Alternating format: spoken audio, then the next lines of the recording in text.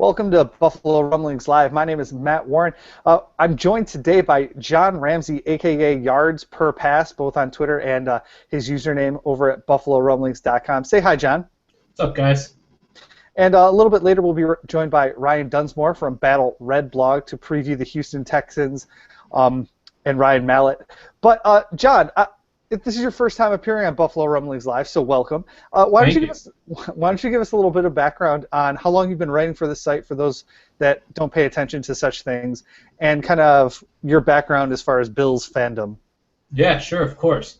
So I've written for the site a little bit last year, and after every game I'm gonna do an article this year. I've been going to games since 85, 86. My dad's from Buffalo, taking me. We've had season tickets, so I've been through a lot. I mean, I think I'm older than you, Matt. So I've had. I remember the glory years better, I guess. If you're going to games in '85, you are, because I was born in '83, and they don't take 2-year-olds to NFL football games in Buffalo, guys. I'm just telling you. Well, that's great. And then. Talk a little bit about like some of the stuff that you do write for our site. What's kind of your focus for the pieces that you write for BuffaloRumblings.com? Sure. What I like to look at is the actual plays and why things happen the way that they happened. I like to look at the X's and O's. I like to say football is like a chess match with super duper athletes. I mean, I like to see who did what, why they did it, and hopefully try and figure out what the game plans are, why they're doing what they're doing, and I find it more interesting that way.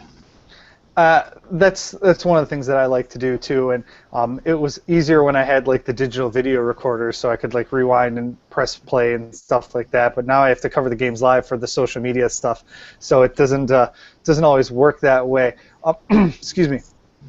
So I have to usually wait till the day after, things like that, when I get to see some stuff. So let's talk about this game on Sunday. I know you were there. What was the overall feeling in the stadium, at Ralph Wilson Stadium this week, compared to, I don't know, last week when they were able to beat the Dolphins? I mean, last week it was such a high. I mean, you got Jim Kelly coming back. Kula just bought the team. The Dolphins are coming in. Everyone was pumped. This week, I think it was almost a little bit, there was a wariness. I mean, I think people saw what the Chargers did to the Seahawks the week before, and people were wary of getting their hopes up. They've been burned one too many times before, and so I think people could almost feel that in the air, and the team did what they did on the field.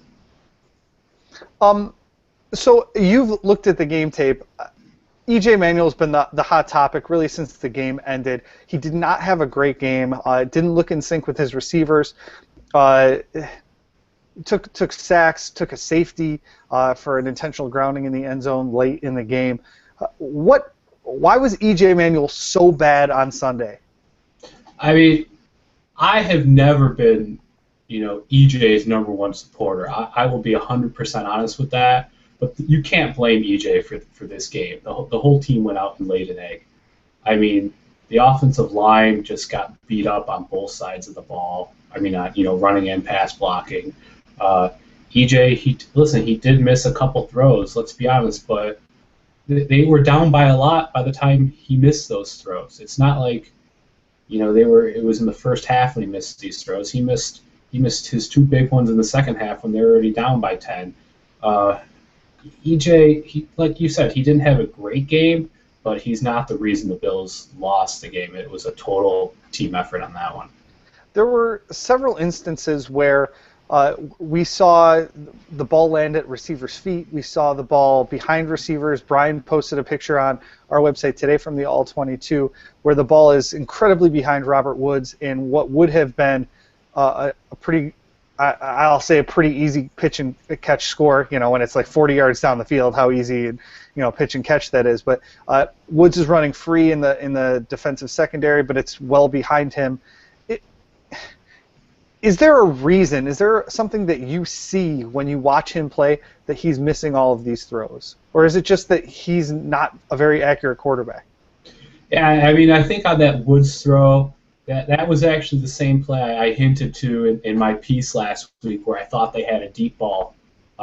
They've run that play every single week.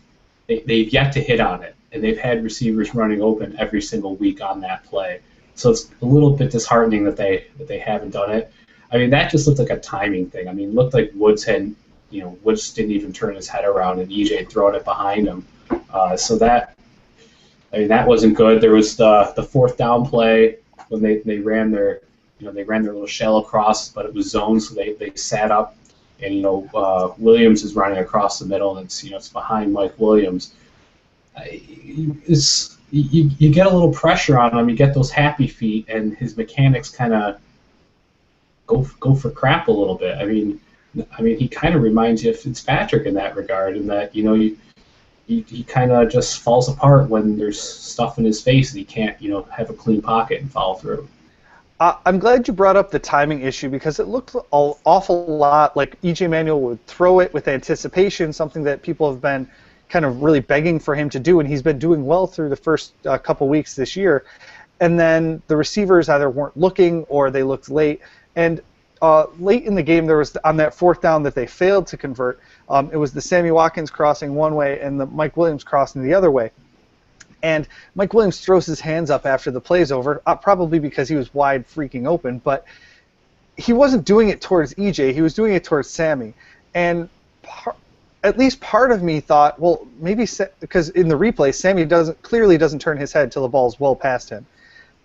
Part of me thinks that these receivers aren't turning their heads, and I'm not saying this to wash my hands of E.J. Manuel, saying, well, he made all the right throws, and because he obviously didn't. But what are you seeing that led you to believe that, either in the stands or in the game film?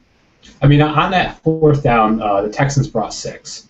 The Bills only had 5 in the block, so there was a free rusher that came up the middle. So hot route.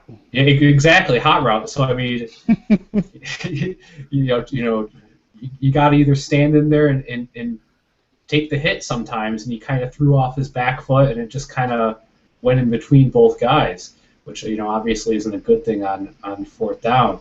But I've been impressed. I think he's been a lot better this year than he was last year. Last year, I think he was really pretty bad. But he's been a lot better. He made some decent throws against the Bears. Fit it in some tight spots. That overtime throw to Williams, I mean, that was a really good throw. But has he been great? No, but this is also the first game he's had to try and win it, where the last 2 he could kind of rely on the defense and the special teams to win it for him. Why didn't Sammy Watkins get into a groove this game? He was targeted a lot. I think his targets were 8 or 9, somewhere in that range, but he only had 2 catches and they came late. Why wasn't E.J. Manuel able to find him earlier? The Chargers did some pretty interesting things with their coverages. They did a lot of matchup stuff in their zones. They did some stuff where they would man Watkins and they would play zone on the rest of the field. I mean, they were definitely watching out for Sammy. I mean, you could tell he was their number 1 priority. And then they were getting a hell of a pass rush. I mean, everyone's seen the one play where Freeney did his patented spin move, and Corey Glenn, I mean, he's looks like he's about to fall over. Mm-hmm. They were running a lot of defensive line stunts, and the Bills' offensive line looked like they'd never seen him before. I mean, I don't know if it's because you got Pierce, who's a tackle playing guard, and you got a new guard. I mean, I think Henderson's a rookie. There's a lot of inexperience in there, and it kind of showed. So even when Watkins was getting open, that might have been the times when there was pressure. Even one of the late sacks that Manuel took, and I forget which drive it was, but I know it was on the right side of the TV screen, and it was in the fourth quarter because of that. Fred Jackson, it was another line stunt like you were talking about. The defensive tackle loops all the way around the left side of the Bills' offensive line, and Fred Jackson just kind of gives him, a half-hearted shoulder, and then makes himself available to Manuel. But by the time he does that, Cordy Glenn's already been beat for a sack. And I mean, I don't watch as much tape, the All-22 stuff, as you and Brian do, but it was clearly to me his worst game in a Buffalo Bills uniform, period. Not just, well, since his rookie year. No, I think it was his worst game. He allowed several quarterback pressures.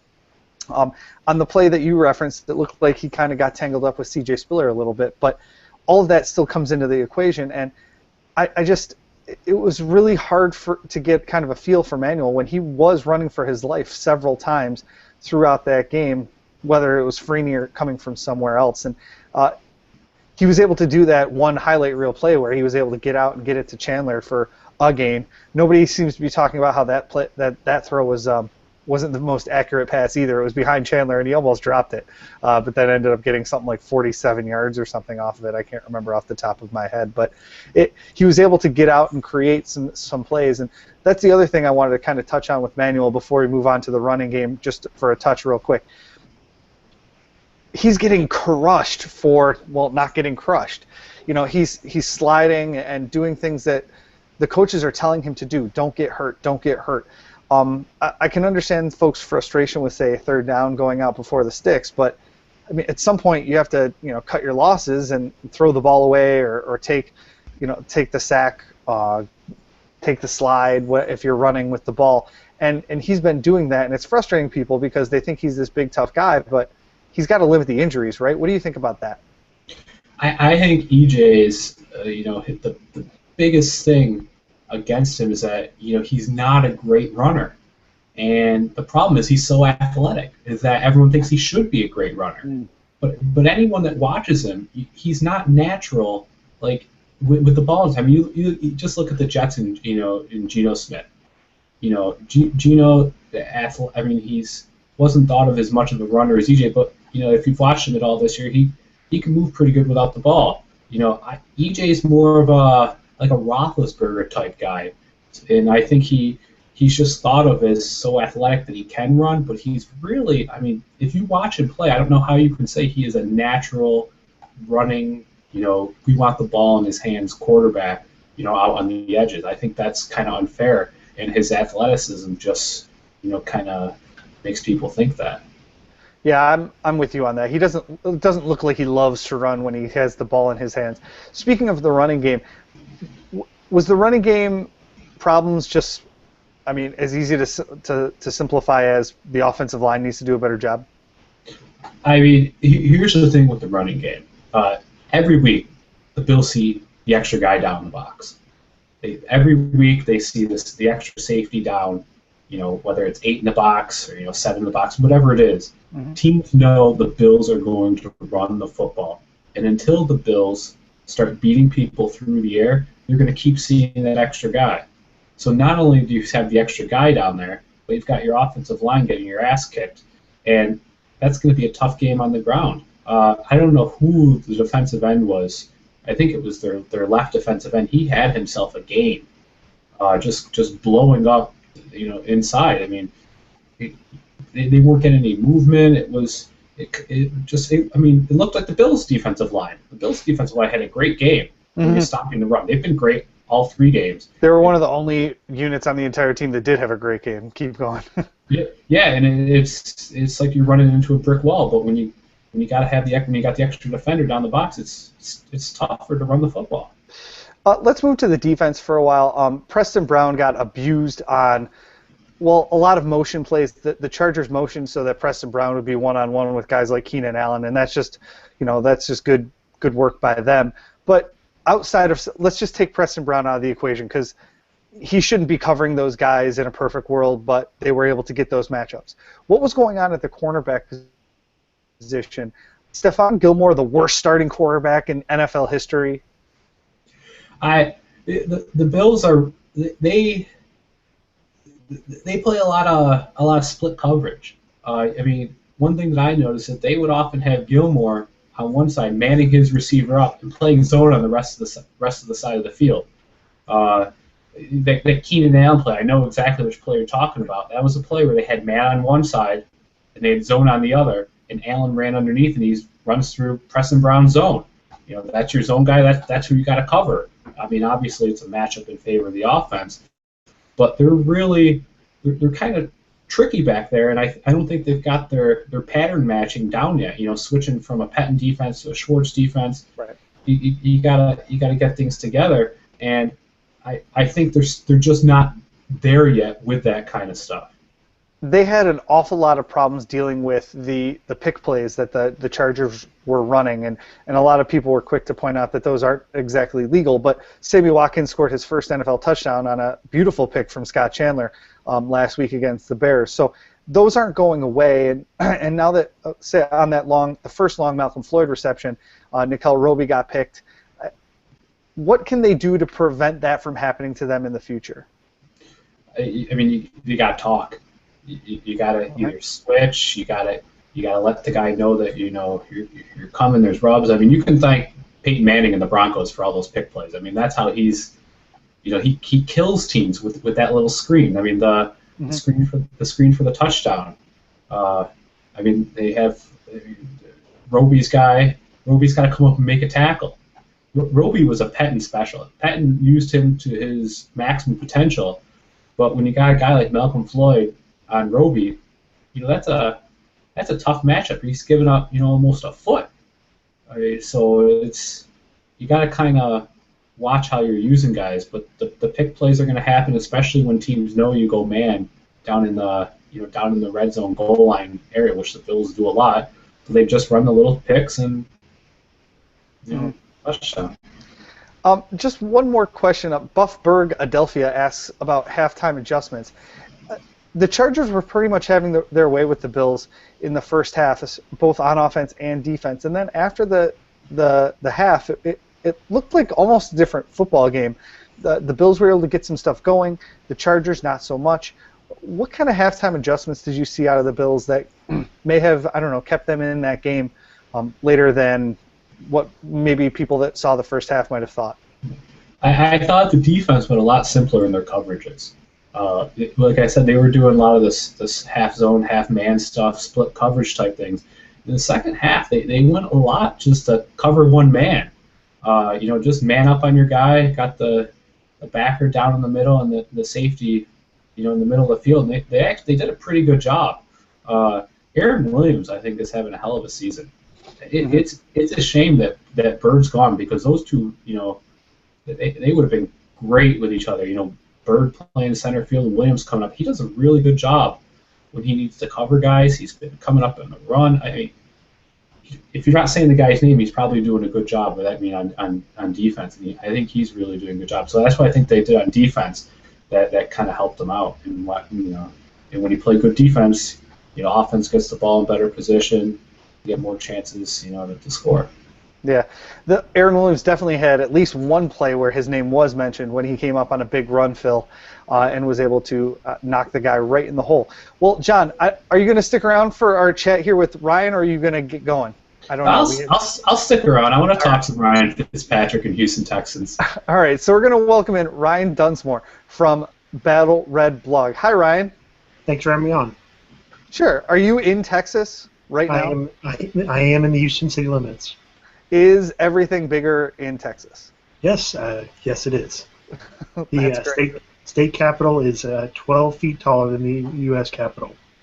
Oh, of course it is, because, Yep. that Texas-American War or whatever, Texas-Mexican War, I don't know. There was wars going on down there. I've watched lots of movies, and they all kind of blend together. So, yeah, let's talk about the Houston Texans. Like the Bills, they were 2-0 heading into last week, and people were feeling, well, let's say cautiously optimistic, and then their quarterback had a subpar game, who we're familiar with, and now they're 2-1. What were your expectations of the Houston Texans coming into 2014, and how have they changed in the last 3 weeks? Well, I would say right off the bat, I don't think they've changed, because I still think they were somewhere between an 8-8 team and a 9-7 team. I know that's a bit optimistic, but what the main reason why is there's all the pieces around Fitzpatrick. And on the defense, there's too many good players that are going to push the record up. It's just Fitzpatrick alone that will either make them better than the Colts or not. And sitting at home for the playoffs or somewhere in the middle of the draft. That makes sense. All right, so Ryan Fitzpatrick, first of all, I forget, where did he go to college? He's a Harvard man. Ryan Fitzpatrick went to Harvard University.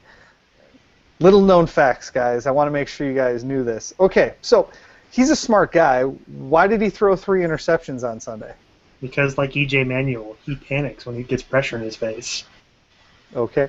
So I remember. Keep on. When it's more than just one guy that he can kind of read and say, okay, he's coming at me, he just chucks it up. I mean, he looks great when he has a pocket to throw with, and he can pinpoint a ball into between 2 defenders to Andre Johnson. It's great, but any pressure at all, gets him flummoxed. So Ryan Fitzpatrick threw his patented interception. You guys were calling him what, Fitzcrapstick or Fitzcraptick? I don't know if the S is in there or not. Over on Battle Red Blog yesterday, I saw. Is that a nickname that has come up recently, or did you guys have that like in your back pocket over the summer and stuff? No, I think that was a spur of the moment here. I've been trying to push I think the nickname that started with you guys was Fitzmagic. But it was. It's Nick Mendola, one of the former radio guys up here, who has his own website and does.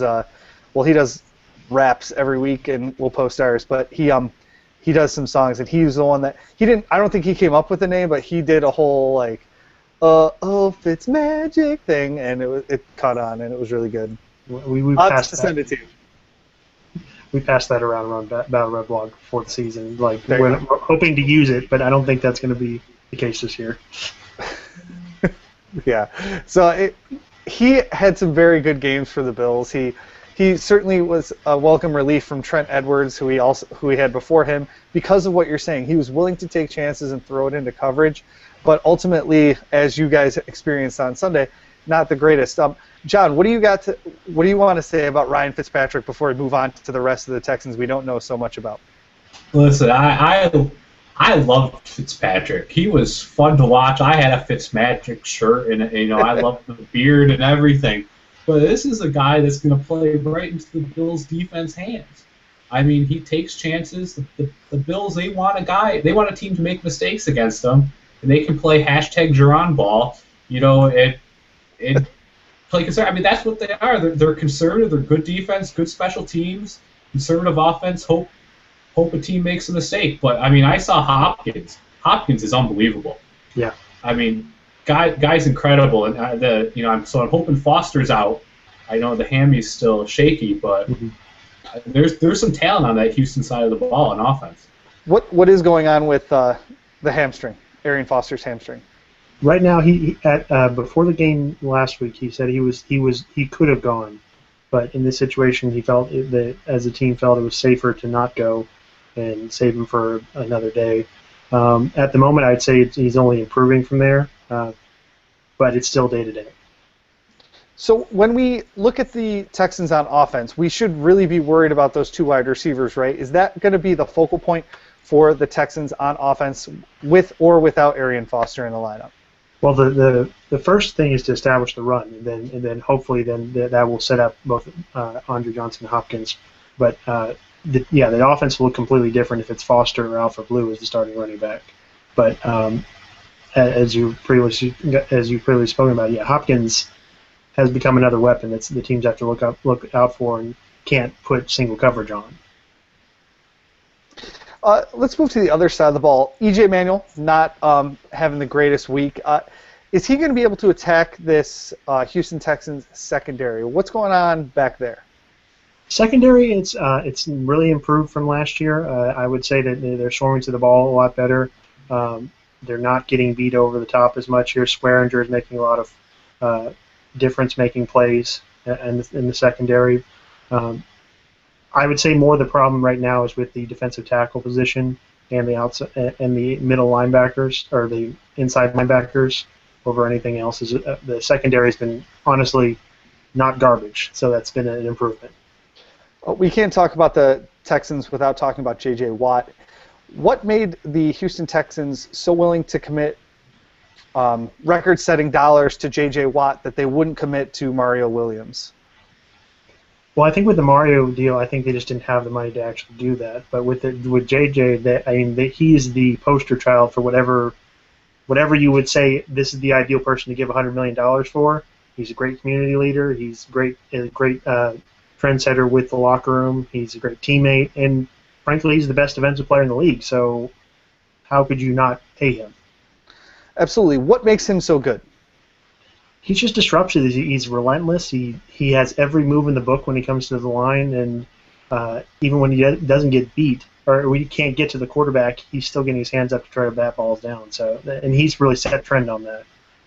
Right. Yeah. He was leading the league in a lot of those pass defended categories for a little while.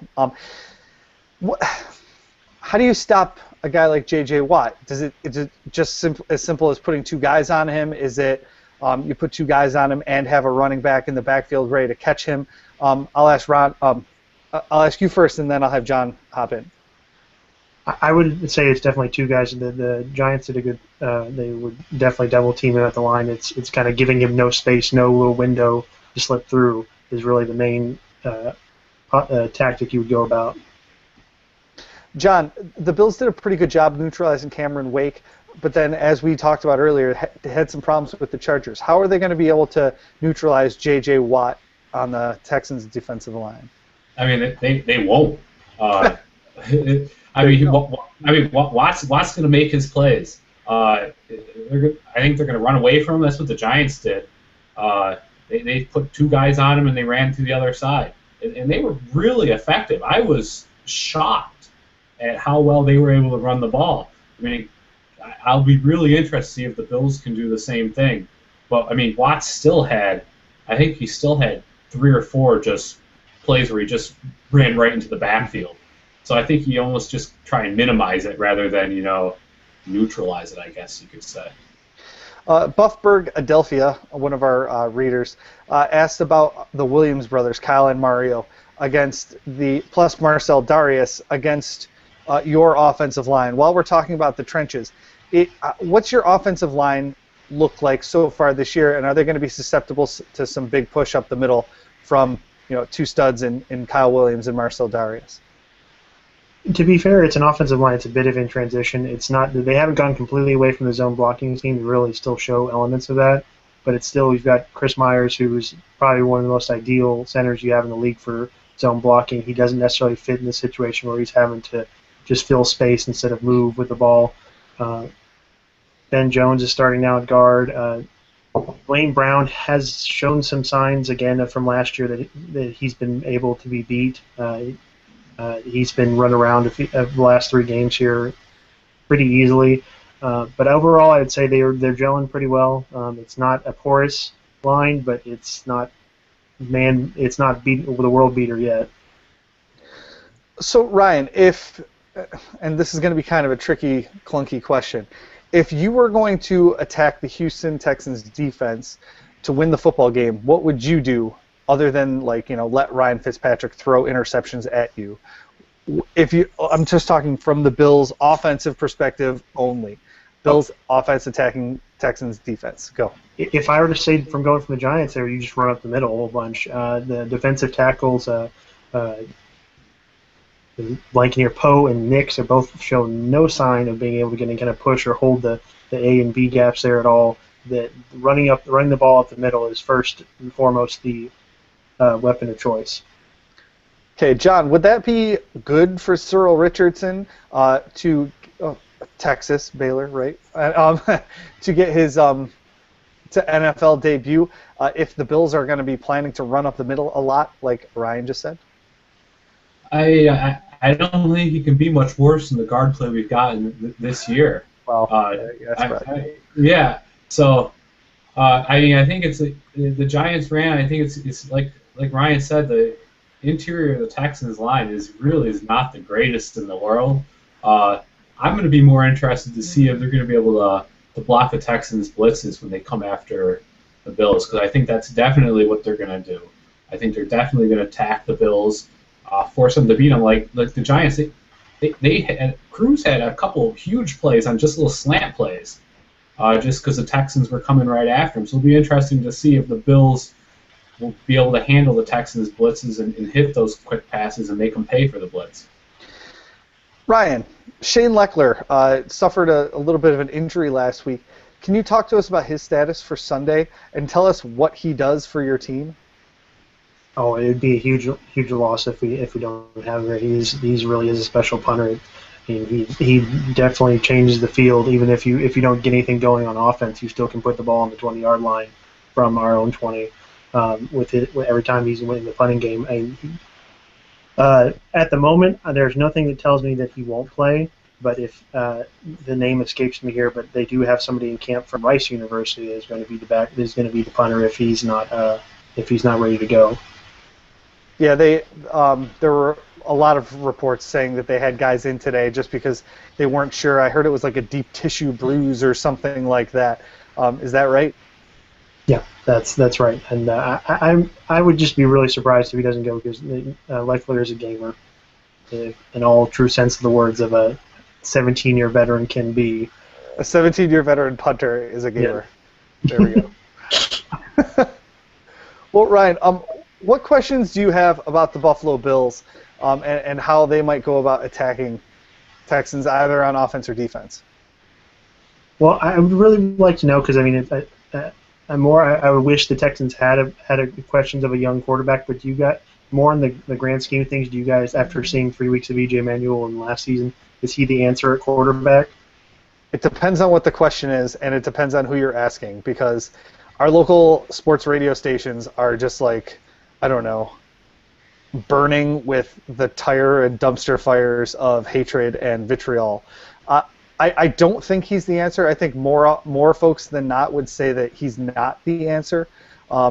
Even E.J. Manuel apologists would say that his game on Sunday was not very good. But in the first 2 weeks of the season, he was definitely showing positive signs. He was pushing the ball down the field. His yards per attempt were higher.